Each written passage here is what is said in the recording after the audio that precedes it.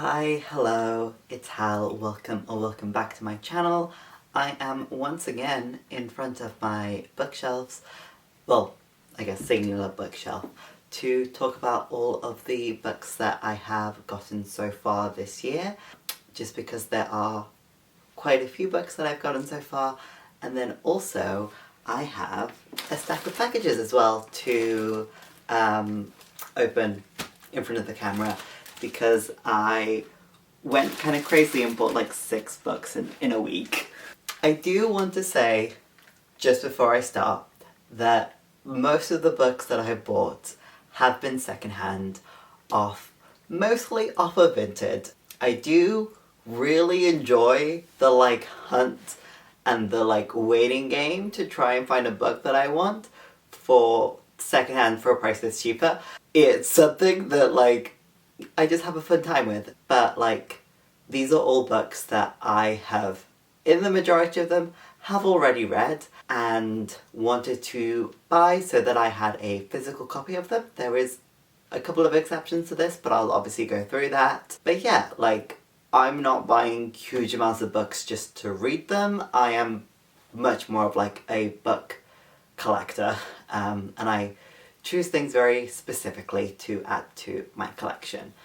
The first book that I ended up getting this year was The Kingdoms by Natasha Pulley. I got this secondhand via Vinted, like a lot of these books that I'm going to be talking about, and this is actually signed and has a little design on a book plate or something there.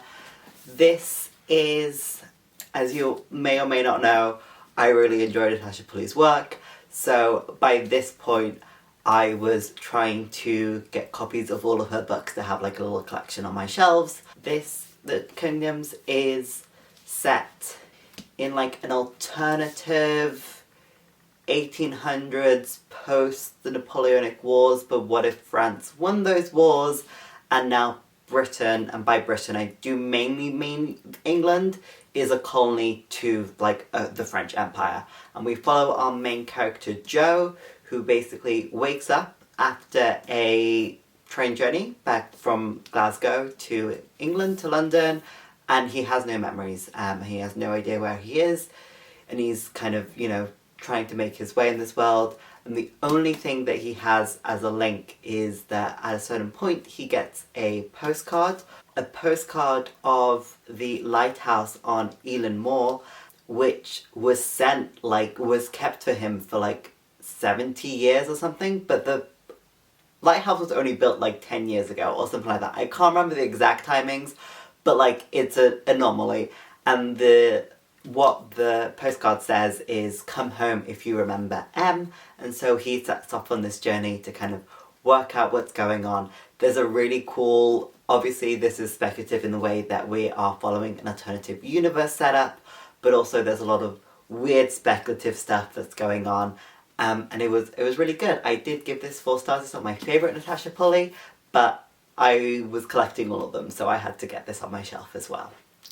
The next book that I ended up picking up was A Taste of Golden Iron by Alexandra Rowland.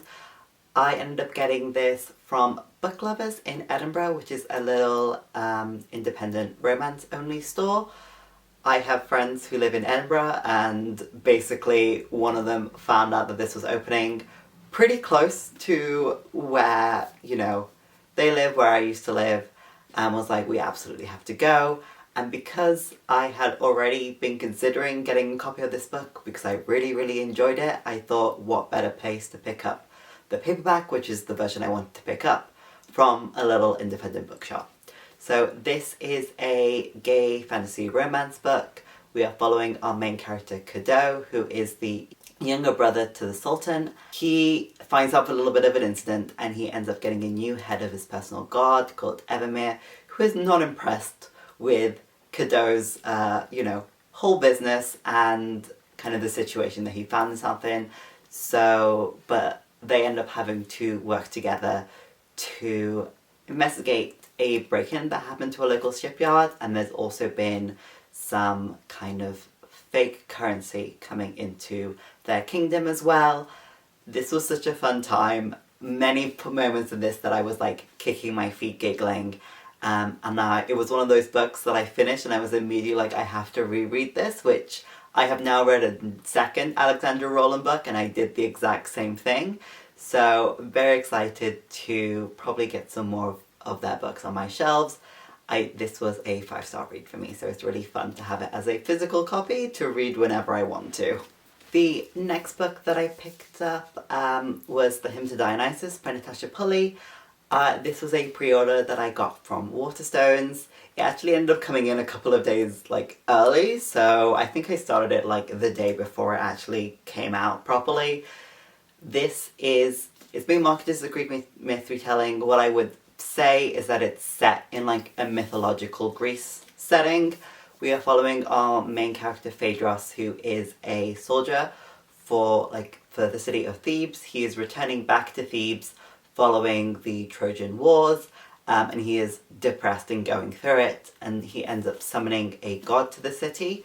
Because of a previous encounter with the god, he thinks that this god is going to come and kill him because he is depressed and going through it. And instead, the god brings like a madness to the city, and he ends up meeting and forming a relationship with Dionysus, who is a new witch to the area, and maybe that might be related. But yeah, this was a great time. I really enjoyed this. This was a 5-star read for me this year, and I knew that I was going to love, because I love everything that Natasha Pulley has ever published. So it was something that I was going to pre-order, considering my little collection of Natasha Pulley books especially. The next book that I ended up picking up was The Half-Life of Valery K, also by Natasha Pulley. This was the last book of hers that I needed to get a copy of to complete my collection. So I ended up getting this again, secondhand via Vinted. This is a historical, kind of bit speculative novel. We are following our main character Valery Chenkov. It's 1963. He was sentenced to the Gulag for reasons that we do find out about, and he gets pulled from there to go to a city called City 40, which is a real place, by the way, because he's like a radio biologist, I think, to do some experiments on the local flora and fauna. But there's something off in this city, and he's kind of investigating what's going on alongside the head KGB agent at City 40. It's a great time. This was really good. I love the vibes in this. It's so good. It's such a good, there's something wrong kind of book in this. Something wrong in this city kind of book. I ended up giving this 5 stars, and it was the last book that I needed to obviously complete my little collection. So the next book that I picked up was Blood Over Brighthaven by M.L. Wang. I bought this secondhand off of Vinted. I read this book as an audiobook, and I really enjoyed it so much that I was like, I have to get a copy of this. So this is like a fantasy book. We are following we're in this domed city. We are following our main character Siona, who is going in for her exams to try and become an archmage. There have been no female archmages before, but because she is the best to ever do it, she ends up passing that exam and gets into this, the archmages. She gets given a research project basically to work on with a bunch of other new archmages who all fucking hate her guts and are misogynistic to her. And so she ends up working with Tommel, who is a member of a different ethnicity, which are very much looked down upon in this city. And they investigate and they learn a lot more about this world and kind of what do you do post that realization. I love the magic system in this world. I did really enjoy the story here. The writing was incredibly evocative, especially as someone who can't really visualize things in my brain. The little prologue chapter to this, I was visualizing that in my brain, which is a big deal to me. So yeah, I really enjoyed this, and I was like, I definitely have to get a copy of that, also because I think this cover is gorgeous. It's a spellograph, which is what they use to write their magic, and it's got that little thing with the fire. I just think it's really cool. So yeah. The next books that I ended up picking up are a series, so they are Cold Magic, Cold Fire and Cold Steel, or the Spirit Walker trilogy by Kate Elliot. This is a series of books where I remember reading these as a young teen from my library in my hometown and really, really enjoying them. Can I tell you what they're about now? No. All I remember is that there's a very Pride and Prejudice coded romance in this that made me feel insane. And I have, for years following this, wanted to pick them up again, but I found it really difficult to find these books in a library of any kind.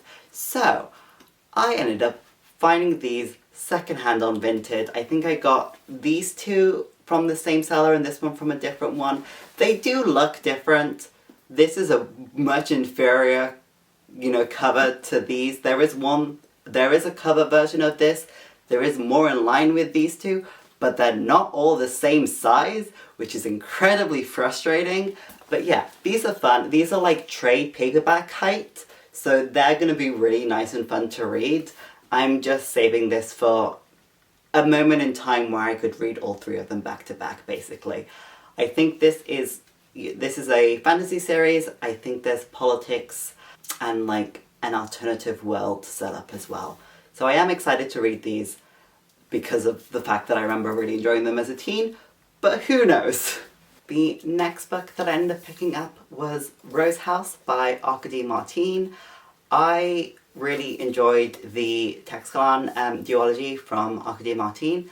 So when I saw that she was coming out with a little novella, I was really interested in picking this up, and I ended up finding this secondhand on Vinted for like a $5 or something compared to, paying £15-16. So even though I have not read this yet, I still decided to pick it up, and I am very excited to get to it. This follows a murder that happens in a house which is also an AI and sentient, but the house isn't letting anyone in, and I think maybe doesn't actually know how the murder occurred. I don't know. I'm interested in checking this out, but yeah. The next book that I ended up picking up was When Among Crows by Veronica Roth. I read this kind of last year. I did enjoy it. It wasn't one of my absolute favourites, but I really, really like the cover on this, and the next book kind of in this series is coming out this year, and I really enjoyed that cover as well, so I was like, why not collect them? Because, I did enjoy the story, and I think they're really gorgeous. So this is a bit more of a vanity and kind of pretty object thing, but yeah, still, so I ended up getting this secondhand off Vinted, and I ended up picking up one of the Waterstones exclusive with, I don't know if the normal version have these end papers, but it's got a little dagger on the front as well. So this is a kind of obviously short little novella. We are following our main character Demeter, who is on a quest to fight, or find at least, Baba Yaga. Demeter is a monster hunter basically, and we follow him interacting with various of the other supernatural creatures that haunt Chicago. This is based on a lot of Polish folklore and things like that, and it was a really fun time. There's a body horror element to this that every time I think about it, I'm like, that was so cool though. So excited to pick up the next book, but yeah, When Among Crows. I believe I ended up giving this 3 stars, but it is on that 3-4 star boundary that I did have with this and both Arch-Conspirator, but still excited to keep on with this series. The next book that I ended up picking up was Winter's Orbit by Evarina Maxwell. I've not read this book, but I was in Forbidden Planet in London and I saw it there for, you know, a little bit less expensive than paperback tends to be, and it is also signed as well, so I thought I would pick it up. This is a book that I've been interested in for many years to pick up. It's a gay sci-fi novel that seems to be heavily political, featuring like an arranged marriage as well, which are all things that are completely up my street. Like, it's a gay space opera with a bunch of politics. That sounds like it's completely up my alley, and you know, in that entire time that I've been interested in reading this, I have not been able to get it from a library. Hysterically, one of my libraries that I do have a card at recently just added it, so hopefully I will be getting to this soon in one way or another. That is everything that I currently have on my shelves, but I am also going to show you the packages that I have bought as well. These have all been opened because they are all vintage packages that I ended up getting. I just had a bit of a streak of luck, and like 6 books that I was looking out for all turned up on Vinted a couple of days apart from each other, but it did mean that like this is not a normal thing for me. The rest of this I've all gotten like since January. This is my collection of books. But yeah, let's open everything up and put things on the shelves. So, this first one, these were the first books that I bought in that little streak. So these are, let me just get them out of the packaging. These are the 2 books in the Textile duology by Arkady Martine. I was literally just talking about with Bros House. I read these initially as audiobooks, but I really enjoyed them. This was a couple of years ago. These are books which are following our main character, Mahit Zazma, who is an ambassador from like a little mining town, and she gets sent to the Empire. And one of the things that they have in, I think throughout this world, but definitely in the place that she grew up in, is that they have this kind of, when you know, qualify to do a job, what happens is that the memory of someone else who did this job get implanted with you in like this chip, and then you kind of have all of their memories, so you already know how to like be really good at your job. But something goes wrong when they implant the chip from her predecessor to Desmar, and they kind of, she has him living in her brain in a real way.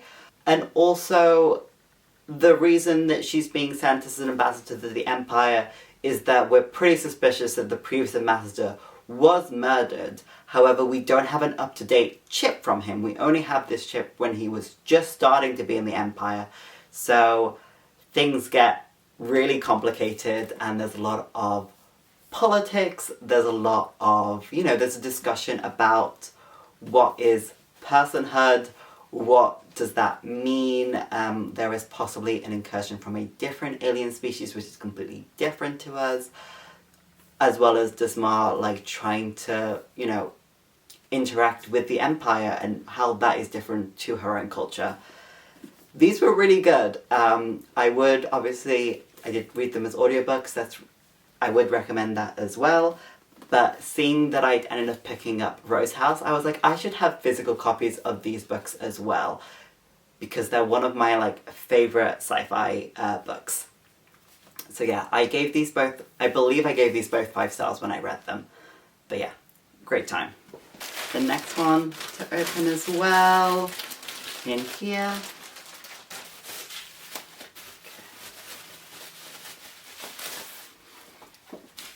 Here we go.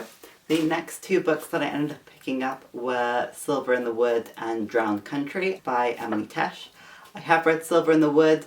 This is a little novella where we're following our main characters, Tobias, who is like a green man who lives in the woods of Greenhallow, as well as Henry Silver, who is like the new heir to Greenhallow Hall. And kind of things get a little bit more complicated when they start interacting, and we learn a bit more about the woods and any, like, the fae that lives there as well.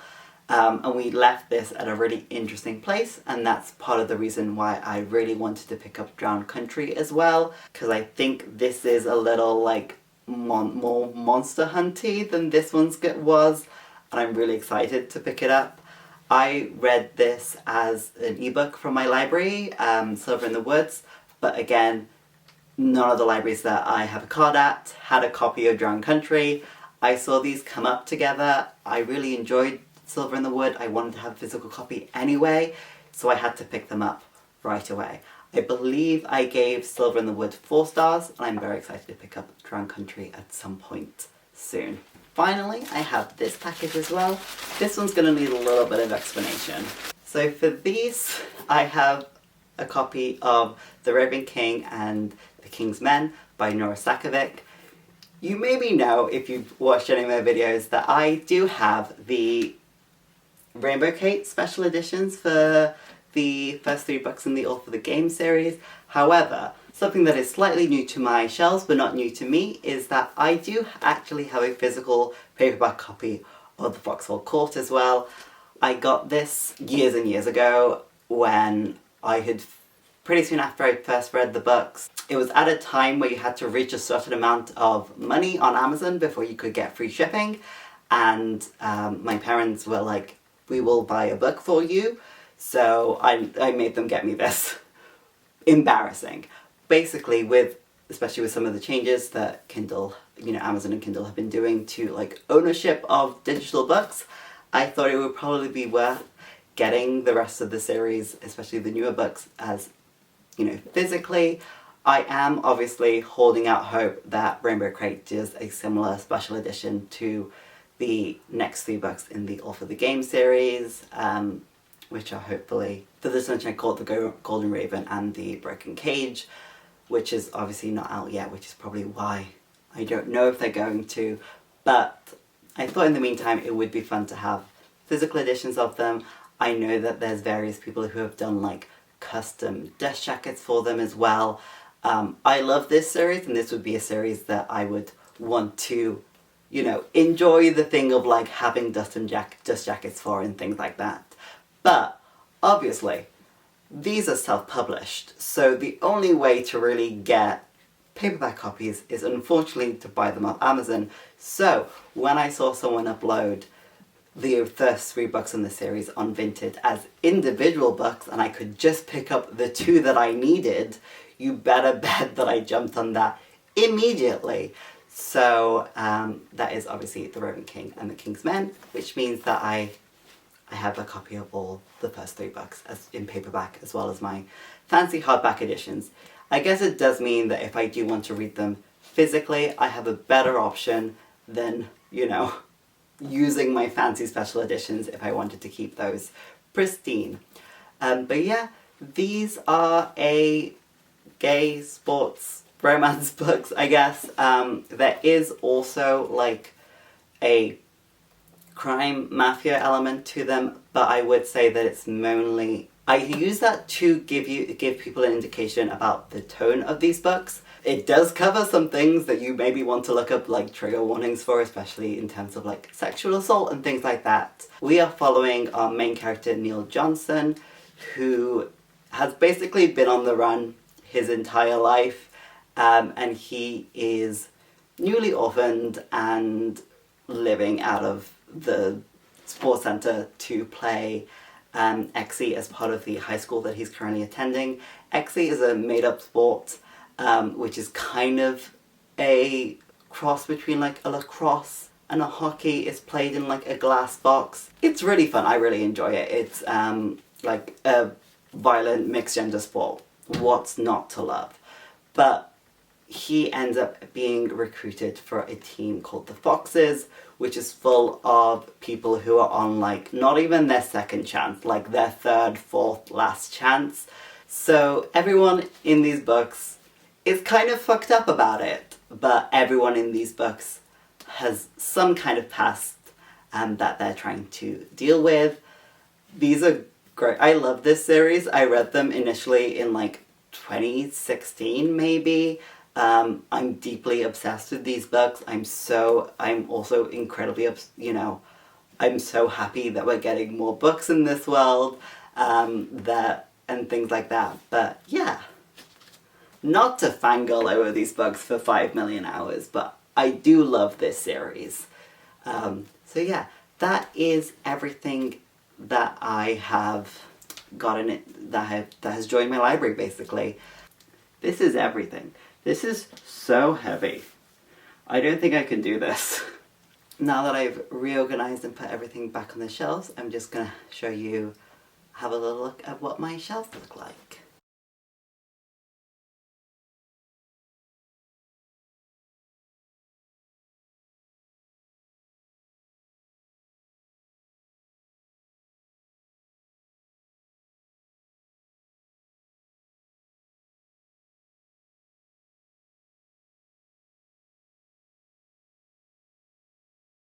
I hope that was fun, having a little look at my bookshelves and all the books that I ended up getting physical copies of this year. And yeah, I hope that you're having a lovely time, that you're reading some nice books.